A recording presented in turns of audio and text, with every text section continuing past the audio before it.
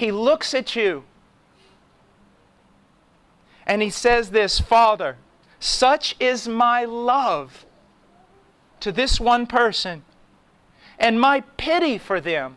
After they've broken every command, He still says, such is my love and such is my pity. Proud men say, I don't want your pity. You need His pity.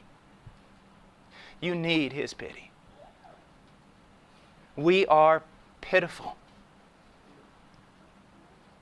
He says, such is my love to and pity for them, that rather than they shall perish eternally, I will be responsible for them as their guarantee.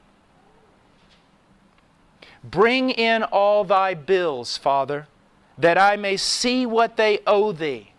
Now, sometimes a young man will get married, and after he gets married, he'll start getting a little shaky on his commitment.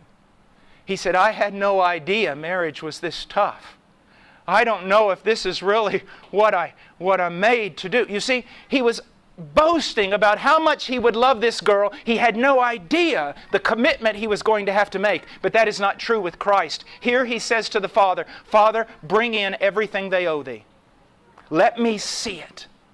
Imagine this. He sees everything that you owe justice. He doesn't go to that cross blindly. He doesn't get on the cross and say, no, Father, I don't want to do this. I didn't know it would cost so much. He knew from eternity how much it would cost Him, and yet He still did it. But listen to this. Bring in all thy bills that I may see what they owe thee.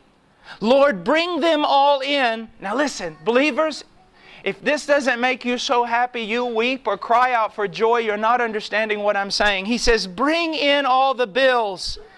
Bring them all in, that there may be no after reckonings with them. Do you see what He's saying? Bring in every one of their bills from the time they were born to the time they die. Everything they owe thee, Father. Bring them all in. I want to see them all, and on that tree, I want to pay for them all there so that you never have to deal with them again with regard to their sin. Do you see that, believer? He never has to deal with you again. It's over. All your crimes are paid for. Your crimes in the past, your crimes in the present, your crimes you're going to commit in the future, all of them paid for. And some people say, well, if you tell that to people, they'll just sin. No, they won't. Not true believers. Carnal, wicked, lost church members will hear that and go on sinning. But believers will say, if His love is like that, if He has set me free completely, I'm His. I don't want to sin anymore. I don't want to sin anymore. You see, brothers, that's what leads to holiness. That's why the gospel is called the mystery of godliness. You see that?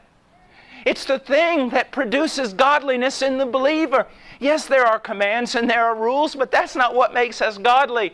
What makes us godly is knowing that Jesus died and that He died for me. And when He died, He paid for every sin, past, present, and future. And God will never again, never call me into His judgment hall to judge me. Never again. I'm free. I'm free. Oh, thank God I'm free. And you say, but Brother Paul, it says that there's going to be a judgment for a believer. Yeah, but listen to this. In that judgment, when you look up into the judge's face, it will be your father. It will be your brother. The one who judges you is the one who died for you. Don't you see that? You're free. You're free. No guilt. Always come to Him. Always go back to Him. Always run to Him.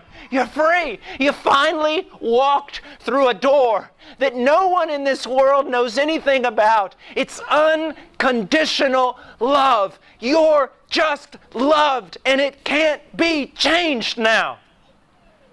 Because of that perfect work of Christ on that tree, on your behalf.